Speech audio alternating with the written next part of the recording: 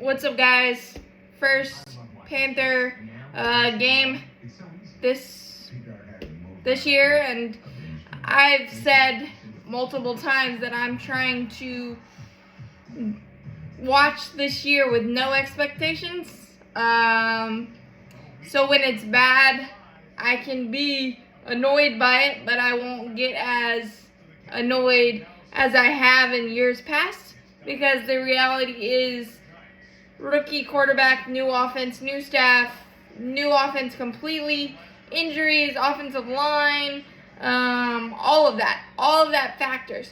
What I am going to still get annoyed about, no matter what, is beating ourselves, and that's what we did today. We basically gift wrapped it. We played Santa Claus for the Atlanta Falcons, and credit them for taking advantage of our mistakes. And Bijan Robinson, Tyler Algier, they are going to be annoying for a while, in an epic 1-2 punch in the backfield to deal with in the NFC South for years to come. And so I'll give them credit there. But 31 minutes of possession, Panthers check. 154 on the ground, you love that, check. The offensive line played pretty darn well. Yeah, they gave up some sacks later in the ball game when we were just dropping back every down and didn't have the ability to have balance later in the game. So I think they played pretty well given what we saw in the preseason and the injury to Colbert as he comes back from the ACL. But the one thing that you're always going to look at with a rookie QB and everything that factors in is the turnover battle. And the 4th and 1, when we had really good rhythm and you thought that it was going to be a tone setter as a really good first drive for Bryce Young, and it was. And the offense, and Chuba Hubbard had a fantastic day, but you needed 3 inches. Why are you lining up in the shotgun where the running back is like 5 feet behind the quarterback, allowing the defensive line and defense to have an extra beat to beat it off the line? That was a terrible 4th and 1 play call. And obviously if it would have worked, but even if it would have worked, I would have still been, why? You needed 3 inches. So that kind of set the tone. But please pay Brian Burns. 7 tackles, 1 tackle for a loss, and sacks, and he wreaked havoc. They only had 91 passing yards. They leaned on the running game. We've got to stop getting gashed in the running game, but that goes without saying today. But Brian Burns, Derek Brown, game wreckers, please pay him. I've been on Brian Burns' team the entire time. This should have been done a long time ago. New contract, especially after you decide to turn down 2 first-round picks and a second from the Rams, I believe. So what you're saying is, excuse me, this guy is a cornerstone. This guy is a game wrecker. This guy has to be in our defense. And the fact that he hasn't been paid yet is front office malpractice at this point. I don't know how cap works and all of that stuff, but make it work.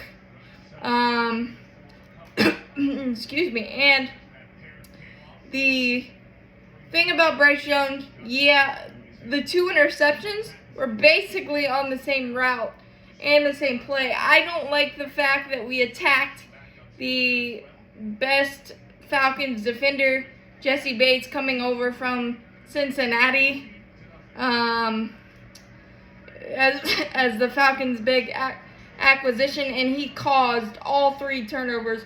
And the fact that G.J. Chark wasn't in the lineup today with his hamstring injury, I don't think that's a end-all be-all in terms of the ultimate elixir for the deep ball and the trying for different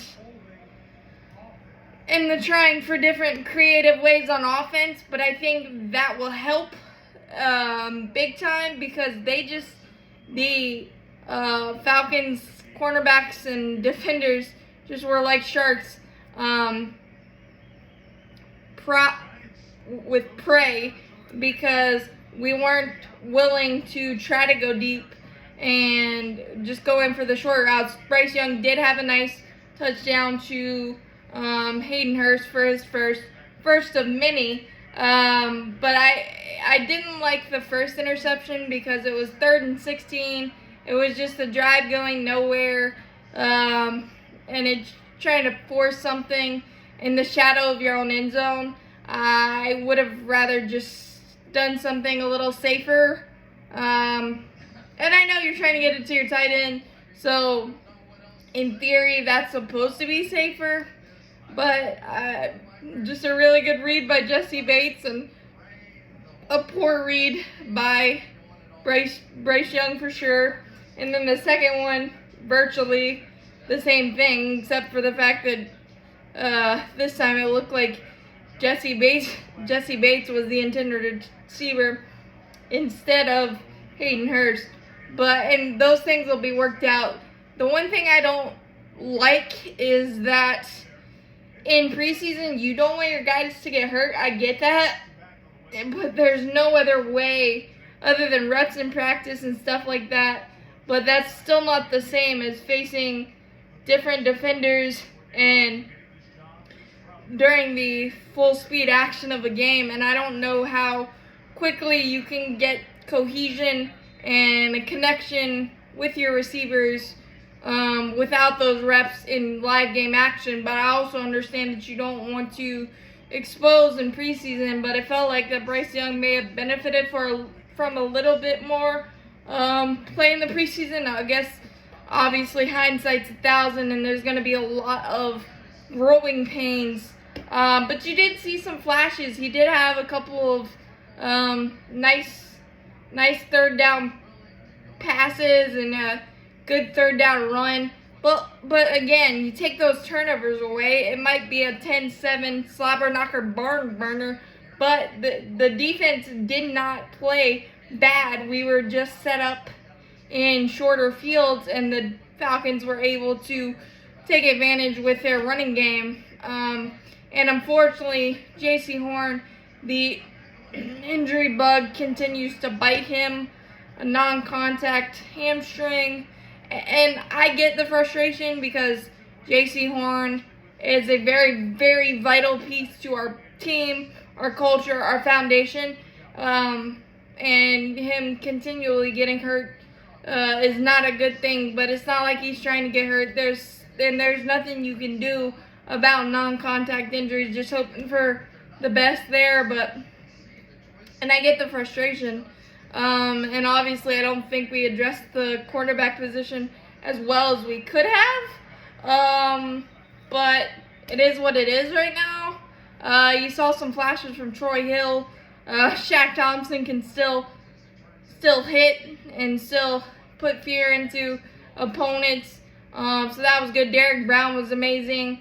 I didn't understand when we got the horse collar. It was still a 17-10 game. We still technically had a chance, and a horse collar tackle, but there was 2 fouls, and I don't know how we ended up at the 1-yard line. I feel like that was a missed call, but we just shot ourselves in the foot a lot today, and I just want to see a little bit more. And I hope the playbook will continue to open up, but hopefully with DJ Chark coming back, that'll open up some down the field stuff, or the illusion of down the field stuff, so other things will be more wide open, because there's very little separation. It kind of reminded me of the game after we traded Christian McCaffrey. It was like 1 yard or 5 yards past the line of scrimmage, and we all know Bryce has a lot more talent than that, and I hope we can be able to just have some explosive offensive games. The last time I remember an explosive offensive game, maybe the first game Cam came back against Arizona. We scored 34, I think, and that was like in 2021 or 22. I don't know, 21.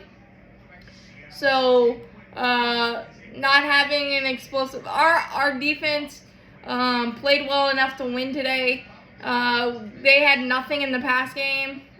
The Falcons, we just gave the Falcons a lot of short fields, and they took advantage. And hopefully, the one thing you want to look at as a fan, as with a rookie quarterback and a lot of things new, I always say you're always fine kicking, whether it's Hecker or Pinheiro, kicking an extra point or kicking a field goal or punting.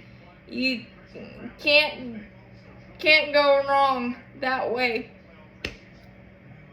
So, as always, keep pounding.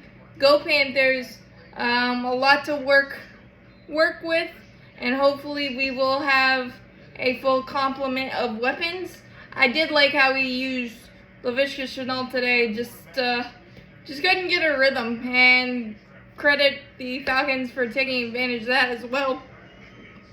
But as always, keep pounding. Go Panthers. All we can do is build. So we'll see what happens. But Bryce Young flashes, love that he's here and getting the chance and getting to see his progression through and through.